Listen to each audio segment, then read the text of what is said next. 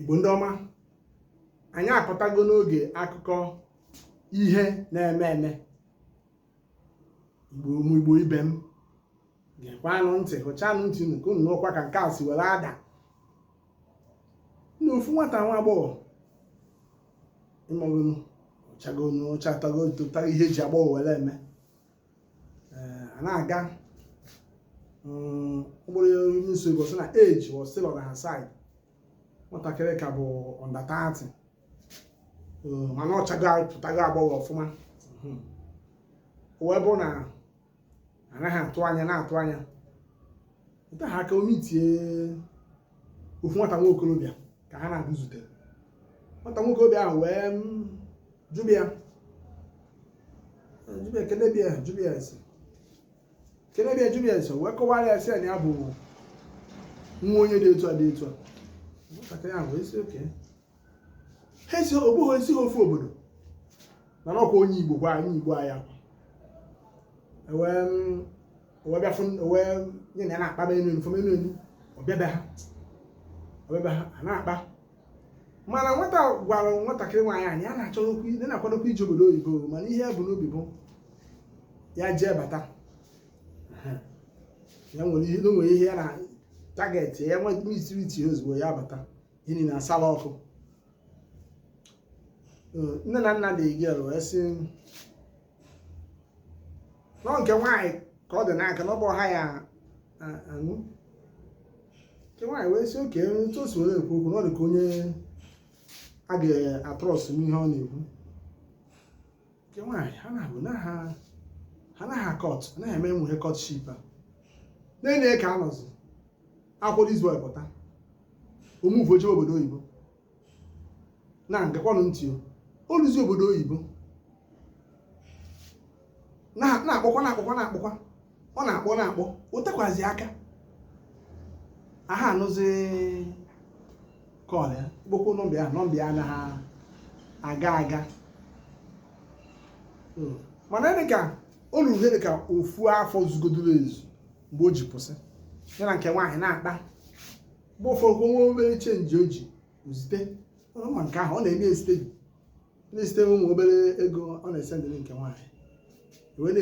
na-enwe oli anya na ọ na ha abata na ọ ya ha abata nweokwa mgbe o kwụsị na egbe ya na ọ ya ruo ihe ya na target ya mee ya abatazi emebi ihe niile na-ekwesịrị ka eme.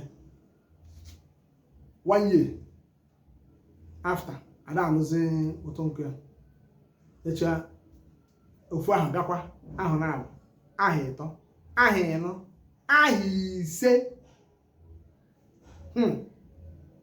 aha isii aha ịsaa. Mana mgbe arụ gị ha nne na nna dị nke nwaanyị adịgo fedọ, mana otu ha si bidogo na otu ihe niile si na-asala ọkụ nke nwaanyị na-enweghị okwu na ofu mbọsị na ya eme lekọta n'otu ofu mbọsị bido kpọkwa na fon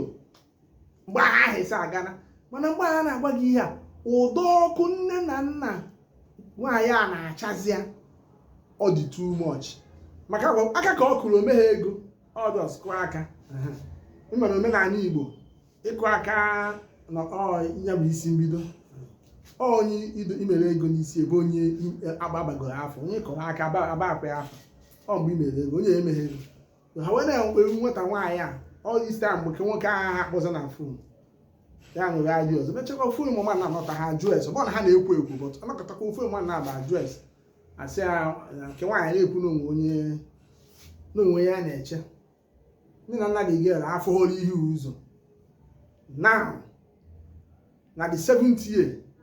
oge nne na nna dịgoro fed up dị gere onwe ekwu ike ụwa ugwu gị makwụzi ihe ọnya nwa nkewa kpọkwa na fon. So wee sị ka ezi ụdị iji gịnị ya na-abụ na-eje ke nwaanyị na-ajị ya ọsị ya na akụkọ juru ụkpa na nke bụ eziokwu na na-ere obodo igwe nwa ụgba ya bụ je ọkọbogoro ya akọ maka nke nwoke mụgazi ga ma nọ na-enwere ụgba na ụgba ahụ tizi kụziri wee baa ime nọọ ime ka ya baa all this time and enweghị ndị nwoke si na-agba mbọ ụfọdụ ndị be anyị nọkwa ebe ahụ ndị nwere kọnekshọn na-asụ ka agba mbọ ka maka nwee eme ka ọ pụtakwa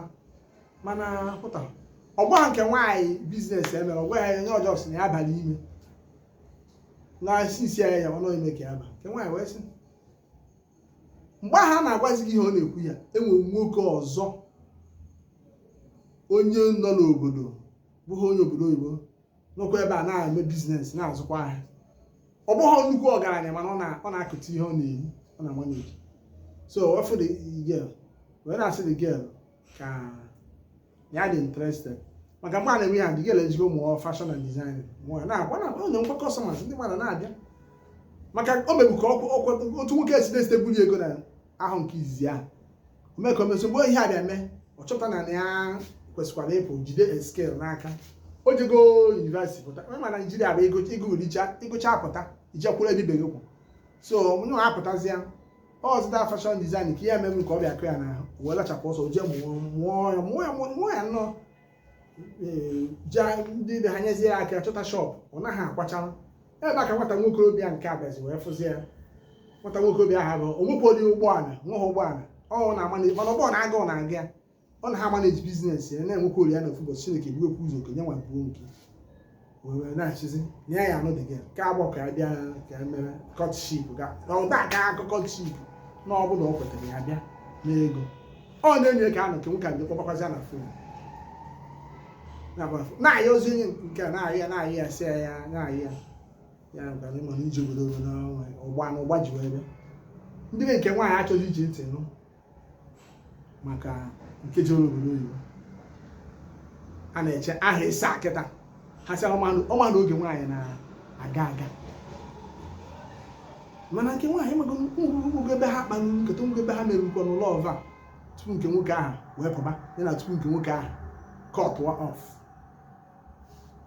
kịtazi nke nwaanyị tọrọ atọ kedu ihe ọ ga-eme ọ ya cherekwazi ya nke nwoke maka ọ na-agwa nke nwoke azị nke nwoke na-agwa ya na nke a ya pụtago na o meghe ete aka na ọfụ na ihe niile adịsigo mma na Chineke megebe na ihe na-adịsigo mma ọ ya nwetizi kwuzi obere nji ka ọ batara ka ọ ya sọkọ moto pressure ndị be ha na ndị isi ọma anụ nọ n'ụlọ ka doo ha anya dofọ ha karịa nke apụ ọnọkọta akọba ofu ihe gwa nwatakịrị nwa agbọghọ ihe ọ ga-eme